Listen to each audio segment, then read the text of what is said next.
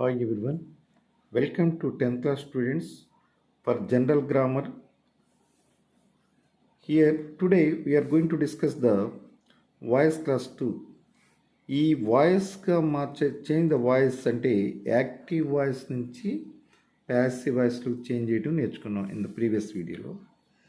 ఇప్పుడు ఇది ప్రజెంట్ టెన్స్లో ఉందని వెర్బ్ని బట్టి మనం తెలుసుకుంటాం. మేక్ అనేది ప్రజెంట్ టెన్స్లో ఉన్నట్లు. దీంట్లో ముందుగా ఐడెంటిఫికేషన్, బీస్ అనేది సబ్జెక్ట్, మేక్ అనేది వెర్బ్ V1, హానీ అనేది ఆబ్జెక్ట్. ఇక్కడ చూడండి V1, V2, V3గా చెప్తున్నా. Make, made, made. ఇప్పుడు ఇక్కడ మనకి యాక్టివ్ వాయిస్ ఫార్ములా క్లియర్ అయింది. సబ్జెక్ట్, వెర్బ్, ఆబ్జెక్ట్ ఉంటే దీన్ని యాక్టివ్ వాయిస్గా చెప్పుకుంటాం. This is the formula.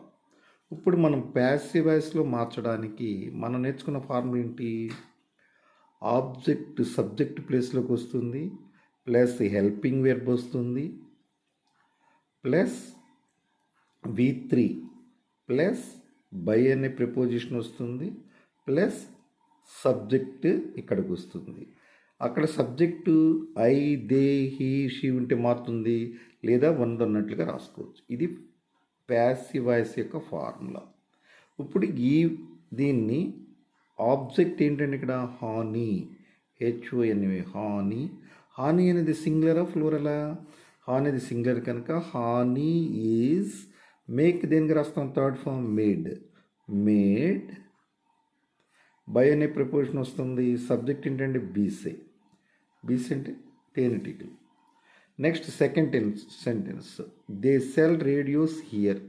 ఇక్కడ రేడియోస్ తయారు చేయబడుతుంది. దే అనేది సబ్జెక్ట్, సెల్ అనేది వెర్బ్, V1 రేడియోస్ అనేది ఆబ్జెక్ట్. ఇక్కడ ఫార్ములా యాక్టివ్ వాయిస్ ఫార్ములా క్లియర్గా కనిపిస్తుంది మనకి. Subject, verb, object. ప్యాసివ్ వాయిస్గా మార్చేస్తున్నా. పైన ఉంది ఫార్ములా. అంటే ఇక్కడ ఆబ్జెక్ట్ ఏంటంటే రేడియోస్. రేడియోస్ ఇది ఫ్లోరల్ కనుక ఏమొస్తుందని చెప్పాలి? ఆర్ సెల్కి tenses V1, V2, V3. Sell, sold, sold అంటే V3 కదా మనకు రావాల్సింది.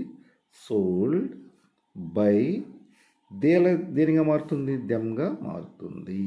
ఇది ప్యాసివ్ వాయిస్ ఫార్ములాను బట్టి చూసుకోండి. ఇక్కడ third question, people speak English all over the world. ఇది కాంప్లిమెంట్ అంటాం దీన్ని.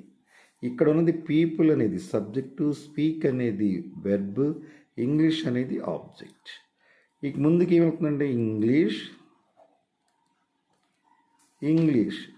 ఈజ్ స్పీకల్లా స్పోకెన్ బై అనే ప్రిపోజిషన్ వస్తుంది. బై ఎవరండి? పీపుల్. ఈ కాంప్లిమెంట్ని చివరి రాసేయండి, all over the world. Okay. Next one, she write a letter. She అనేది సబ్జెక్టు, రైట్ అనేది వెర్బ్, ఏ లెటర్ అనేది ఆబ్జెక్ట్. ఇక్కడ ఏమొస్తుంది? ఏ letter, write, wrote, written. A letter అనేది సింగులరా ఫ్లూరలా? లెటర్ అనేది సింగులర్ కనుక is, write third form written by. She అలా దేనిగా మారుతుందని చెప్పుకున్నాండి? హర్గా మారాలి. By her. ఇక్కడ షీ రైట్ లెటర్, ఆమె ఒక ఉత్తరాన్ని రాసిందని చెప్పుకుంటున్నాం. ఇక్కడ ఉత్తరము తన చేత రాయబడింది అని చెప్పుకుంటాం అనమాట. A letter is written by her. Thank you for watching my video. Please subscribe my channel, share with your friends and like it.